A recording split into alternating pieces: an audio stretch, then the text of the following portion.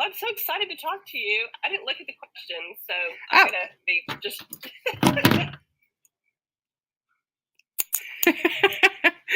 Okay, sorry. Is it a son or a daughter? I have all boys, 4. You have, 4. Oh my gosh. It's so hard, but what are their ages? 21, he's out and in college. And it's hard, when your babies grow up and you think I can't possibly have a 21-year-old. And then I have a 12-year-old who's in 6th grade. And because I figured out, you shouldn't have babies when you're 16. and so I waited until I finished college and my husband and I got married. And so then we, started having more children. And so my oldest son, or my second oldest son that's still at home, he is 12 in 6th grade, and then a 3rd grader, and then a kinder. Oh, wow. Yeah. Yeah. Oh my gosh. Well, I've got 3, but they're all, I've got 2 boys. I've got twins that are 22 and Kate is 20, so they're all in college. Well, one just graduated from college, one got another semester, and one's a sophomore in college. That's nice to have them all grown up and they're close together, not, 5 and 21. It's hard, family trips. It's hard to plan something that everybody can do. Everybody is going to be interested in when the range is so large. Yeah, it is. It is. It keeps you youthful and young. It makes you a great educator, because I guarantee you think a lot differently now about school than you did when your 21-year-old was in school. Well, even just parenting, where he'll say, "Mom, you would have never let me," and I'm like, "Well, yes, but now I'm exhausted." So now it's fine. I don't care. I don't care that it's 8:00 at night and they're jumping in the pool naked. I don't care. So, whatever. It's fine. They grow up. I do. And you know that. And yeah. I'm sure you are a totally different parent. Yeah. Great. Okay. So, how long have you been a connected educator?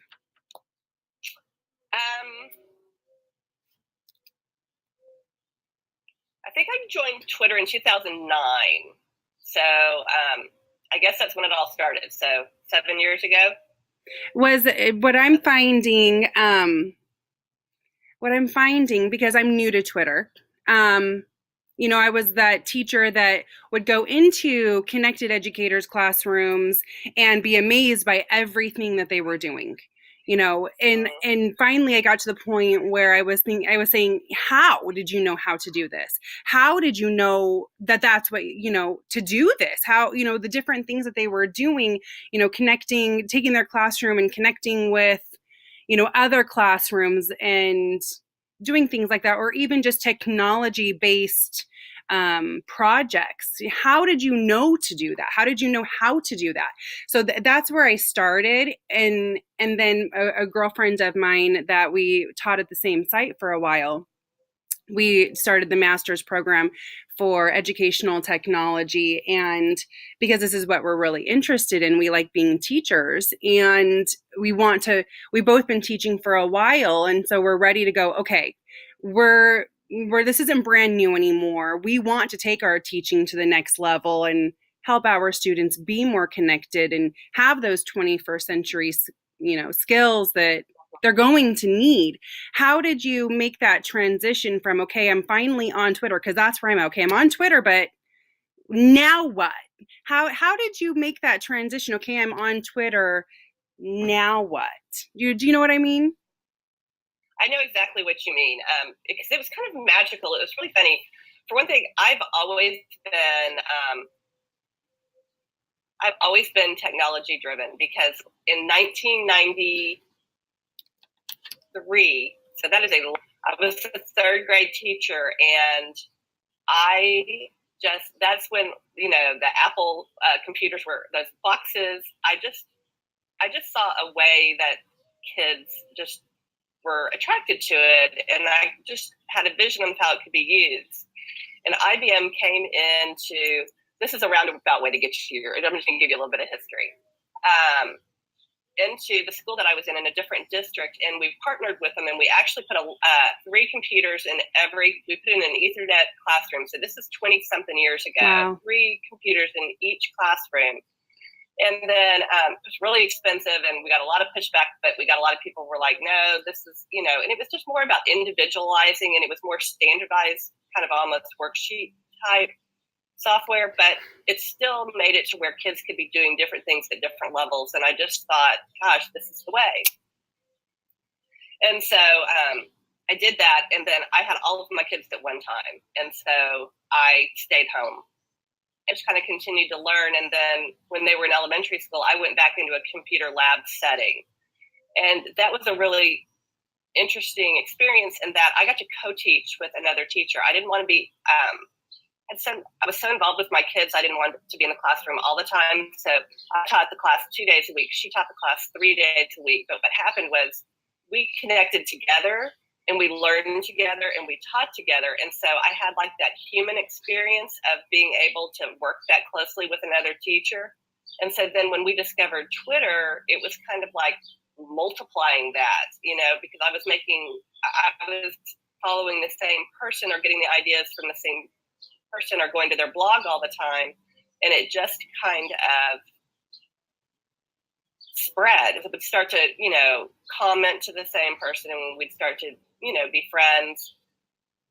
And then I got probably, I don't know, when I did the Compelled Tribe with Jennifer Hogan was about 4 years ago. That gave me, Voxer. Are you on Voxer? No. Okay. So that was another network that I added. And that's a social network that's all, I don't know if you know what it is, but it's all, it's like a walkie-talkie back and forth. You can ask a question, and then people can hop on at any time and give you information. But it was when I started to kind of make friendships that I said, if I really found somebody that was good, that I didn't just have to like watch them, I could really just start to interact with them and ask them questions. And to this day, when I find somebody that's good, I'll just reach out there and make, the connection and start the friendship. As to you, it would be to do the same thing. When you find people that you think have got interesting ideas or that are, knowledgeable, start interacting with them more. And it's just like walking up to somebody at a party and then seeing them again. People are really giving with their time and their ideas, I have found. How did you find me? You know what? I did a search for connected educators on Twitter, and your name popped up, and that was it. Oh, that's really interesting because you're in California, right? Where are you in California? Right in the middle in the Central Valley. It's a little, it's not little to us, but it's called Visalia, and we're right in the middle. I mean, we're, I don't know, an hour away from the mountains and 2.5 hours away from the beach, and we're just right in the Central Valley, and yeah. Yeah, well, that's interesting. Well, because when I saw that you were from California, I assumed because in March, I presented 4 girls that I'd gotten to know on Twitter. One is in Alabama, one is in California, one is in New Jersey, and then me in Texas.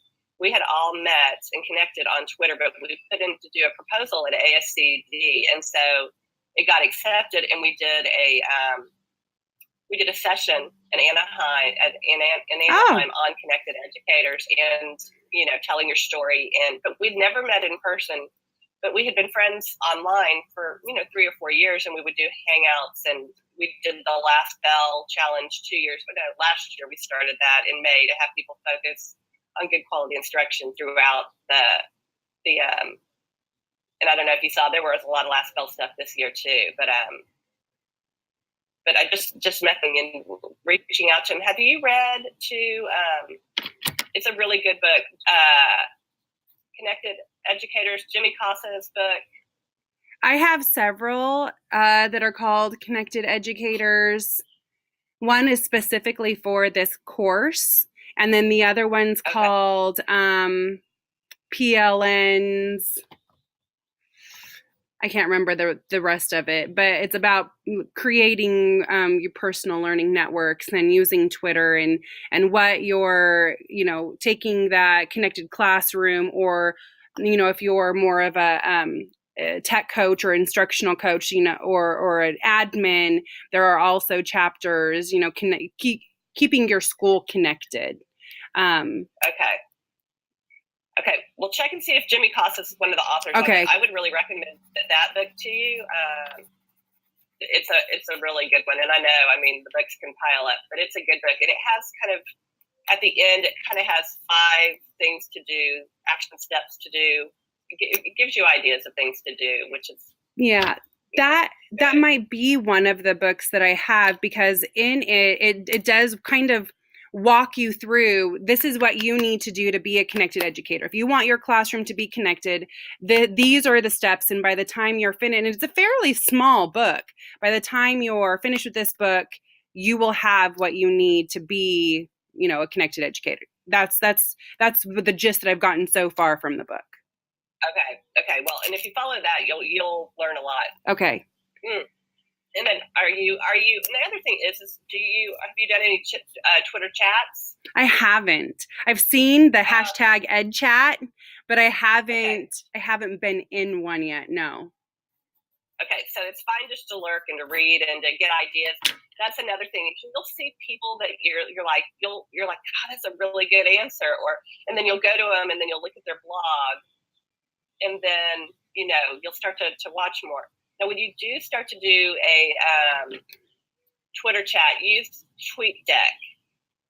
Don't try and do it through Twitter. Okay. Because TweetDeck gives you, it's just an interface, and it'll bring up different columns. So it'll show like your feed, then it'll show your notifications, and then it'll show the feed from the chats. So it just makes it much more doable. Definitely use TweetDeck. Okay, it keeps it organized. Yeah, and it just makes it to where it makes sense and it's not so confusing. Okay. I'm looking on Twitter right now. What's your name on Twitter? See, this is how. Hold on, let me pull it up on my phone because I'm not even sure. I may have tried more. I can't remember. Could be. It might be Trish2029. And so far, what I've really done is just retweeted somebody else's tweet, something that I found interesting. Yeah, Trish20. Yep.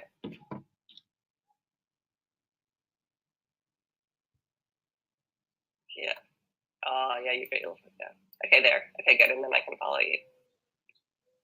And see, and the other cool thing now that I'm following you, and now, okay, all right, and then you're not blogging yet, right? No.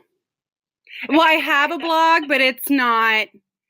Part of this class is creating on the web, and so we have to create our own website and then attach our Twitter feed and blog to it.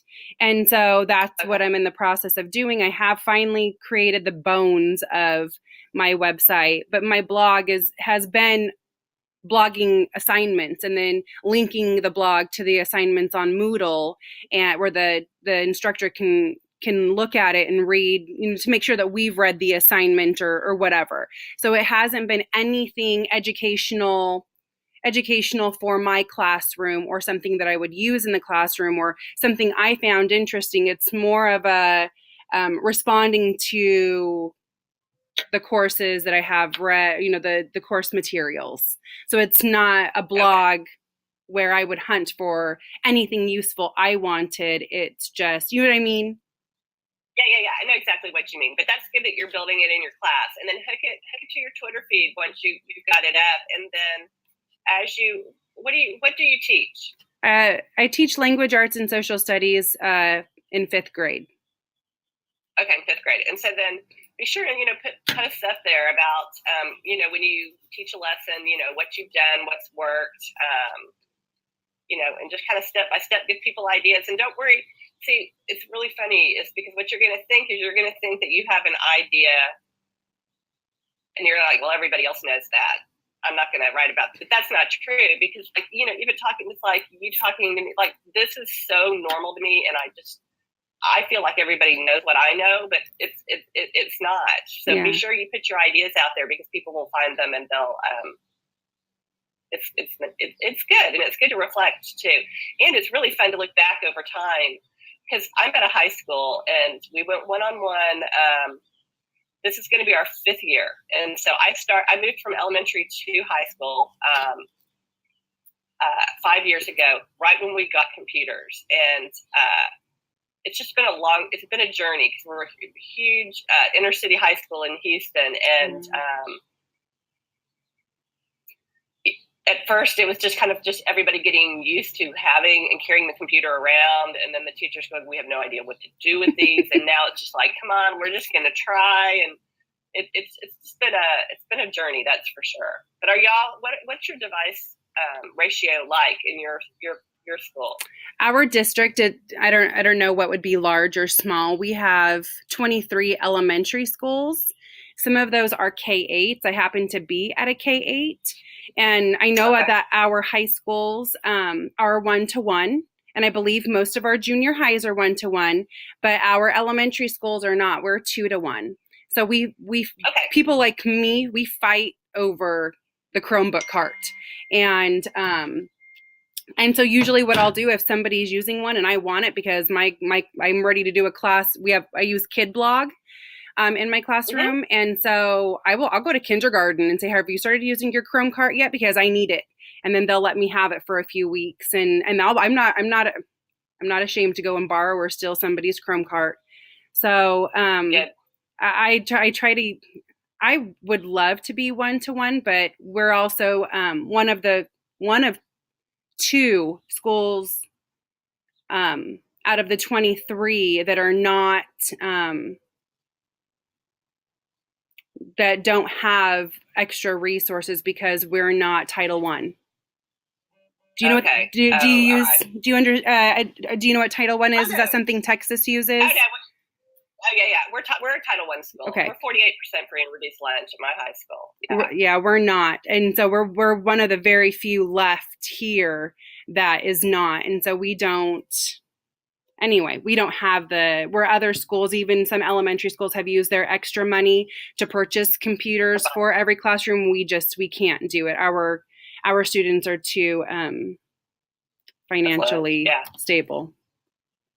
Yeah. Well, just keep pushing, write a grant. Right. And I have seen those come through where you can write a grant for something. And I'm like, I need to do that. I just need to do that because I need computers in my classroom every single day. Otherwise I have 3 old that are 10 years old and I need it. Yeah, well, and I think the deeper you go into this course, you're already passionate about it. You can tell. I think it's just going to continue. And I mean, and when you go at it and you write a grant or you go and try and get a proposal, it's just like, this is in the best interest of my kids, and we're doing them a disservice because they don't have it, and I can't do the things, you know, if they're not out there investigating. And because by 5th grade, they really can. And sifting through the information, then I am left to be the person who fills their head with the knowledge. And you know, your class shouldn't work that way anymore. It just shouldn't. Right. They should be the one that's curating the information, and you should be guiding them through what to do with it, and they should be creating with it. But without a device, they can't. No. Yeah. No. Yeah. Well, and I spend the first 2 months just trying to get them familiar with it. Some of them haven't been on a computer. Some of them come to me and they say, I need to make this letter bigger. I said, okay, well, you can increase the font size. They're like, no, I need to make the letter bigger. Yeah. You're going to increase the font size. And they're like, no, I'm saying it wrong. I need to make this letter capitalized. Oh, okay. All right. That's where we're starting at. Okay. So by 5th grade, they should have computer skills. So some of my kids, when they come, they should be creating, not how do I make a capital letter? Yeah. Well, believe it or not, because we're not, our middle schools are still probably about 2-to-1. I mean, by the time they get to 9th grade, some of them come to us and they're like, okay, I'm like, all right, well, you just downloaded it. Go ahead and open it. And they're like, okay, well, where is it? I'm like, in your downloads folder. I'm like, seriously?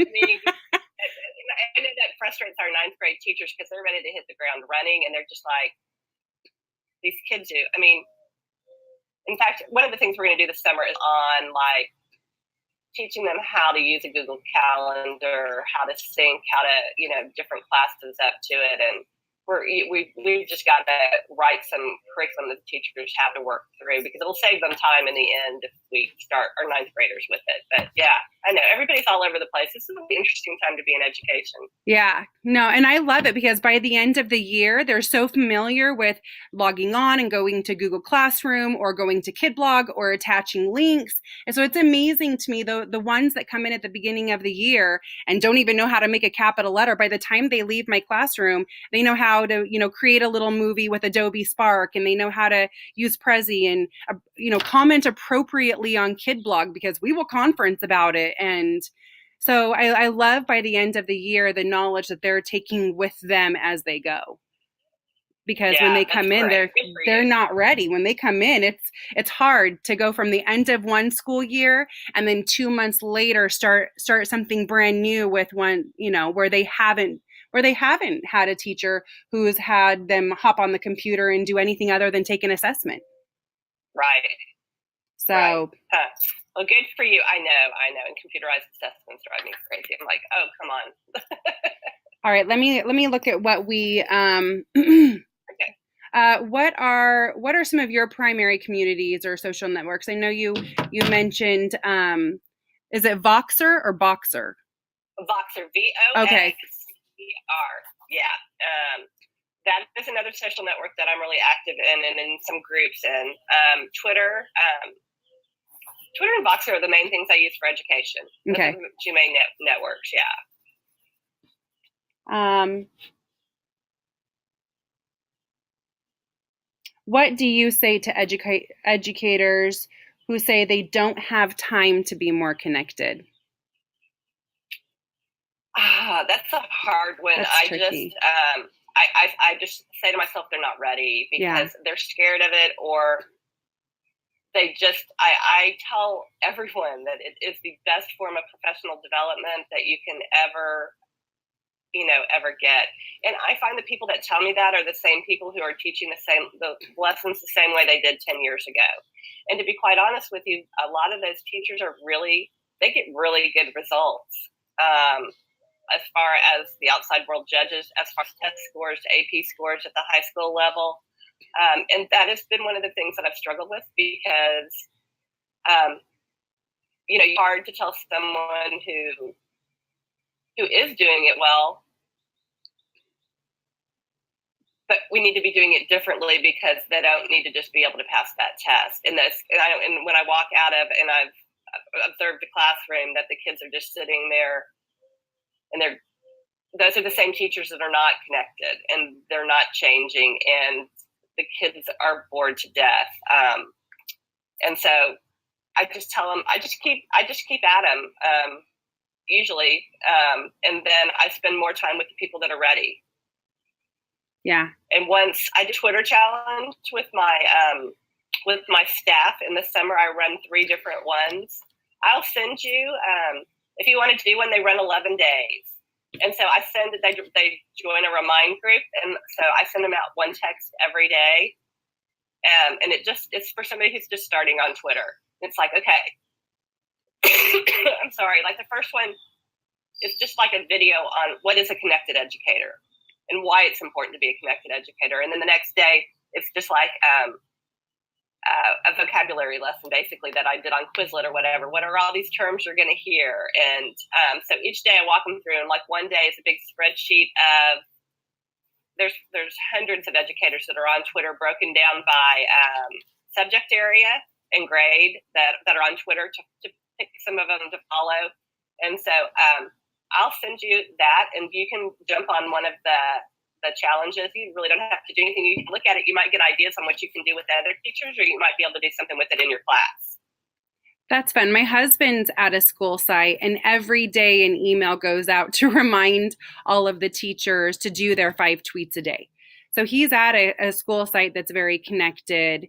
He teaches about 40 minutes away. So it's a commute every morning, but his district is much more connected than mine is, even though they're much smaller than mine, but they're required to do 5 tweets a day. Oh, So wow. yeah, then they get that email every day. I would get no traction with that. And anything I try and do that's compliance based usually doesn't work. It just, the people that are doing it are turning around, rolling their eyes, and they're not finding value in it. But the ones that, there's a handful more of them every year, and that energy is good. And so I just take the power from that and run with it. So yeah, and the kids love it. Oh, they do. It's and I do the social media for our whole school too, and so the kids know. I think that it's really, really important. Not to share out with the kids and the accomplishments and the fun things that are going on there and tell our school story. But I likewise when a teacher is doing something innovative or different, I love to highlight them and give them credit for what they're doing and share out for them. And just creates a really positive energy, and it's encourages innovation, I think. Yeah, definitely. Yeah, I think that you and I have covered all of the questions just through our discussion. Okay. Perfect. I appreciate your time this morning. Oh, I was happy to give it to you, and reach out to me on Twitter or email or whatever, however I can help you. I'd love to. Or Thank anybody you. in your class. If anybody else needs an interview or to do something, give them my name. I thank you so much. I appreciate it. Okay, all right. Well, good luck. You're doing good work. Thank you. Have a good day. Okay, you too. Bye-bye. Bye-bye.